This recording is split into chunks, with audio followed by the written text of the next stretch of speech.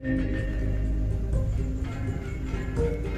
teman-teman, perkenalkan saya Ade Septia Permadani, peserta pelatihan dasar calon pegawai negeri sipil Kementerian Agraria dan Tata Ruang Badan Pertahanan Nasional tahun 2021. Indonesia adalah negara di Asia Tenggara yang dilintasi garis khatulistiwa dan berada di antara daratan benua Asia dan Australia, serta antara Samudra Pasifik dan Samudra Hindia. Indonesia adalah negara kepulauan terbesar di dunia yang terdiri dari 17.504 pulau. Dari Sabang menuju Aceh sampai Merauke di tanah Papua, Indonesia terdiri dari berbagai suku bangsa, bahasa, dan juga agama. Untuk mencapai kemerdekaan negara Indonesia tidaklah mudah. Perjuangan para pahlawan dan segenap rakyat Indonesia lah yang mengantarkan kita menggapai gerbang kemerdekaan. Maka saat ini adalah tugas kita untuk menjaga negara kita, negara Indonesia.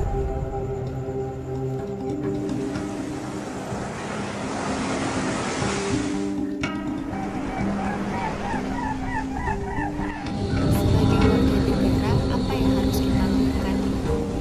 Salah satu sikap yang dapat kita lakukan adalah dengan aksi bela negara. Apa itu bela negara? Bela negara adalah tekad, sikap, dan perilaku serta tindakan warga negara baik secara perseorangan maupun kolektif dalam menjaga kedaulatan negara, keutuhan wilayah, dan keselamatan bangsa dan negara yang dijiwai oleh kecintaan kepada Negara Kesatuan Republik Indonesia berdasar Pancasila dan Undang-Undang Dasar Negara Republik Indonesia tahun 1945. Salah satu tokoh yang dapat kita teladani sikap bela negaranya ialah Bapak Jenderal Hugeng. Siapakah beliau?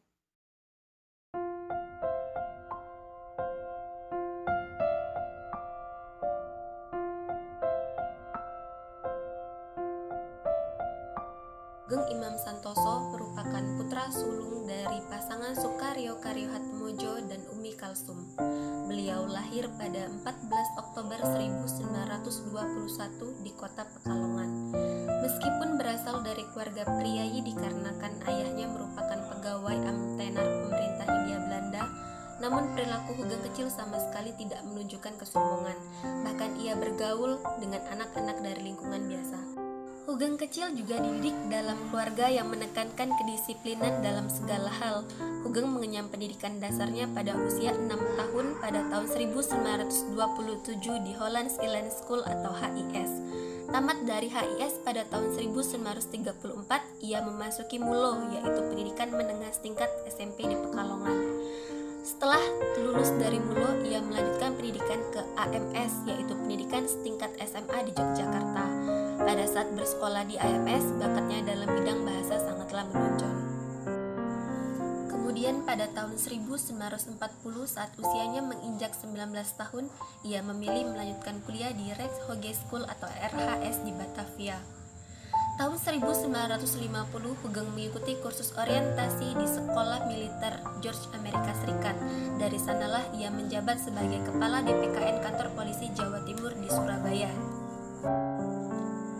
Pada tahun 1956, Jenderal Hugeng menjadi Kepala Bagian Reserse Kriminal Kantor Polisi Sumatera Utara.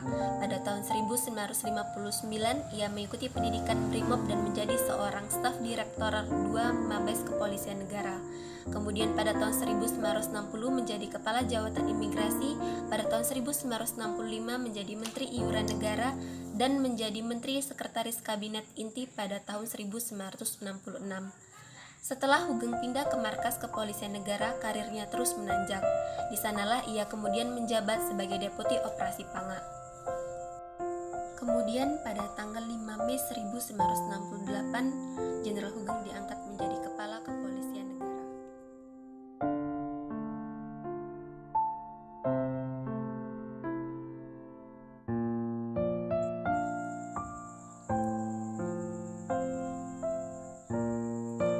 Lantas, sebagai seorang aparatur sipil negara, sifat keteladanan apa saja yang bisa kita ambil dari sosok Jenderal Hugeng?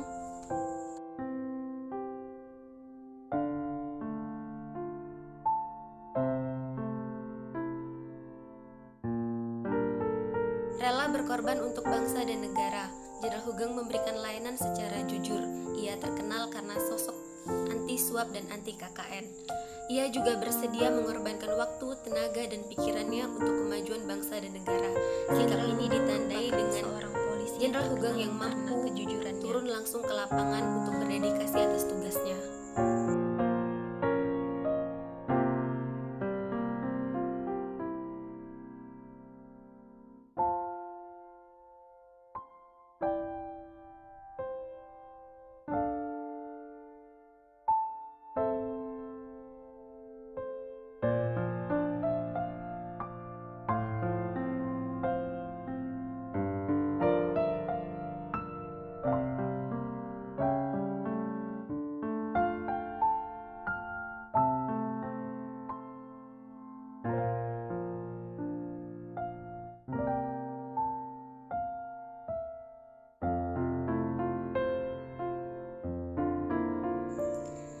Cinta tanah air. Jenderal Hugeng merupakan sosok yang selalu berupaya untuk memberikan kontribusi pada kemajuan bangsa dan negara melalui ide-ide kreatif dan inovatif guna mewujudkan kemandirian bangsa sesuai dengan kapasitas dan kapabilitas. Sikap ini ditunjukkan dengan kebijakan mewajibkan pemakaian helm bagi pengguna sepeda motor. Walaupun menuai kontroversi, Jenderal Hugeng terus-menerus menerapkan kebijakan ini dikarenakan meningkatnya kapasitas kecelakaan pengendara sepeda motor.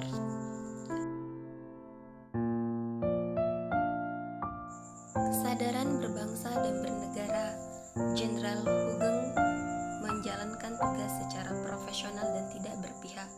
Ia memegang teguh prinsip netralitas aparatur sipil negara dalam setiap kontestasi politik, baik di tingkat daerah maupun di tingkat nasional. Hal ini ditunjukkan dengan terus-menerusnya ia dalam mengupas dan menyelidiki kasus penyelundupan mobil mewah oleh Robby Cahyadi pada waktu itu, dan juga ia terus-menerus menyelidiki kasus Sun Kuning yang diduga sebagai korban pelecehan seksual oleh aparatur kepolisian.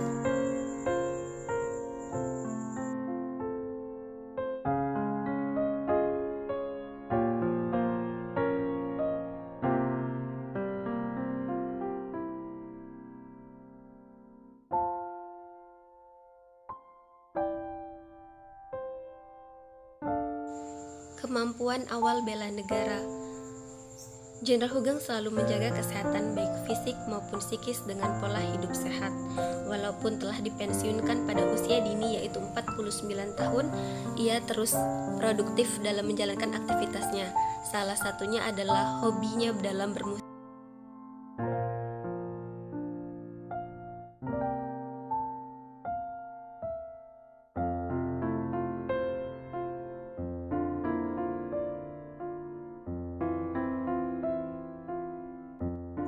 Setia pada Pancasila sebagai ideologi negara. Jenderal Hugeng memegang teguh ideologi Pancasila. Hal ini digambarkan pada tahun 1980. Jenderal Hugeng bersama dengan Jenderal A.H. Nasution, Ali Sadikin, M. Nasir, dan tokoh-tokoh lainnya bergerak dalam Gerakan 50. Gerakan ini merupakan gerakan moral yang aktif dalam mengkritisi kerja dari Orde Baru yang dianggap menyeleweng dari cita-cita kemerdekaan.